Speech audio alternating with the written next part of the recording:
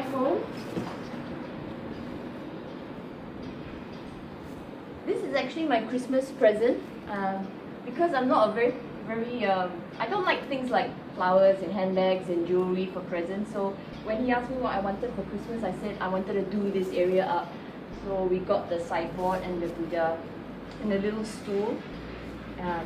And this painting I actually bought on my own, but this bit was my Christmas present because I quite like the oriental type of feel when it's done in moderation, like in certain bits of the house, not the whole home. We have a large sofa because we do a lot of our watching TV, relaxing, and even eating on the sofa, which I know is a bad habit, but we hardly use the dining table. Usually it's been used for storage and putting rubbish on until you came today and I cleared it up a bit.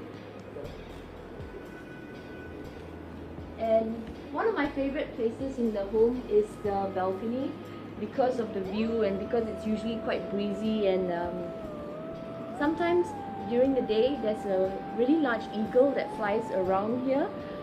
He's not here today. I think I like looking at him because he's so calm and he's just gliding, and yeah, then I tell him don't take my dog because eagles can eat little dogs. Let me show you the bedroom. This is the spare bedroom which my in-laws will stay in for the wedding because they're visiting for 3 weeks while we get married.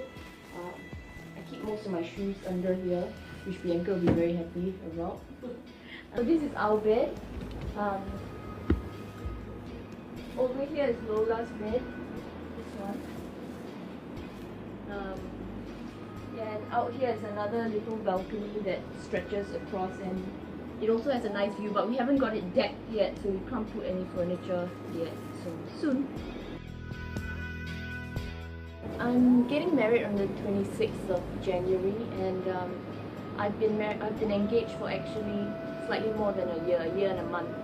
And at first I thought that time was really short, but now having been through it, I think it's really long and stressful, and I hate being engaged. There's just so much adjustment, and I'm just really looking forward to finally tying the knot and being rid of this phase. Maybe I'll look back on all this one day and laugh about it, but at this moment it's just not funny, and I think I'm not so bad. Like, I'm not a bridezilla, but I am a bit of a control freak, and I've noticed one thing about weddings is that try not to delegate so much, because I've noticed that the things that I've given people to do, for example, the groom's supposed to do the after party, and then my friend is supposed to get photography done, or another one's supposed to plan certain things about the party, and then all those things are the ones that got screwed up, and the things that I was in charge of were okay. So maybe I'm a bit of a control freak or something, but yeah, always do it yourself, that's why you need that time to do it. The longer you stretch the engagement for, I notice you have more disagreements, more people piss you off, and you change your mind many times. Not about the groom, but I change my mind about the theme, the venue, and all these changes cost a lot of money as well. Now that it's only less than 2 weeks to the wedding day, I think a lot of the stress has worn off, because like just a few days ago we went to view the venue with the decorations up, just a mock-up for the final time, and it looks good, and like everything's coming together, and that's the happy part of it. And for the first time in like a year, I actually was like bouncing around and being happy about this coming wedding instead of being frustrated about the planning. So I suppose that's a very normal thing that all brides go through.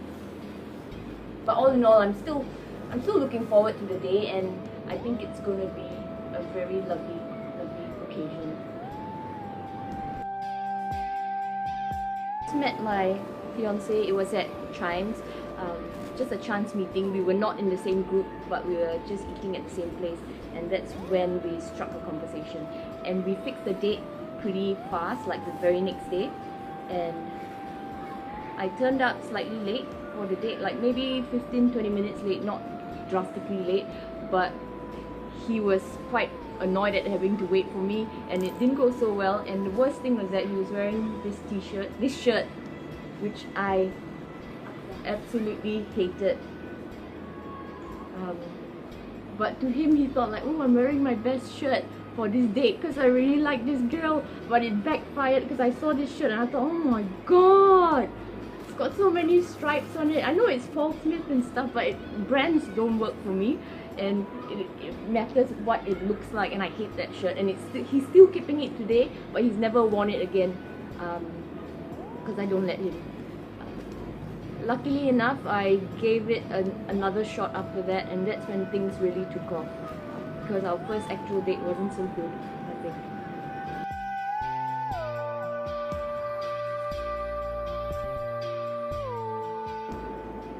The engagement was a bit of a surprise. Actually, he asked me to marry him back in about August, but he only said it in a passing comment, and we had only been dating a couple of months, so I didn't take him seriously.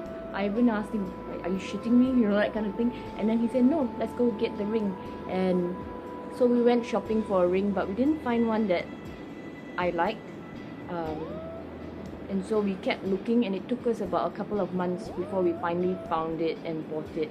And I always assumed that he would propose very soon after, because, you know, everything is in place, the parents know about it, and we've got the ring. So what are you waiting for, you know? But he actually waited and waited and took so freaking long, and he only proposed to me months after, at Christmas, on Christmas Eve. And yeah, I don't like waiting for things because I'm very impatient, especially if I know it's coming. So when he finally did it, you would think that you make me wait for so long for this, maybe make it special with a bit of fanfare and music and violins or something, because I'm that kind of girl. But he did it when I was in my pajamas in the evening at home with him on Christmas Eve, and I was wearing pink Paul Frank pajamas, which he bought for me as a Christmas present. So not very romantic, but still memorable all the while, because all the same, because I think that made it special in the sense that the moment was just for the two of us. And yeah, well, all I'm thinking is, okay, at least it happened, you know. I'm not complaining much. I think I'd like to have 2 kids, a boy and a girl, but you know, that's like what I've always thought ever since I was a little girl. And I realized that as you get older, things change. It might be a reality that maybe there's just 1 kid or no kid. Definitely not 3 kids like what my mom had, because she started her family in her early 20s, and I realized I'm already in my early 30s, and you know, I don't want to have a kid when I'm 40, have my 3rd kid, that kind of thing. It's just not how I want to live my life. But yeah, but I've been thinking about baby names, as all girls do, and if it's a girl, her name will be Cadence, and if it's a boy, I'd name him Chance. Why? What Cadence? What's wrong with Cadence? Is that a real name? Cadence, yeah. Cadence Elizabeth Clark. Oh, you bear the yes. The yeah. I get it. And then if it's Chance Elliot Clark. Sounds okay.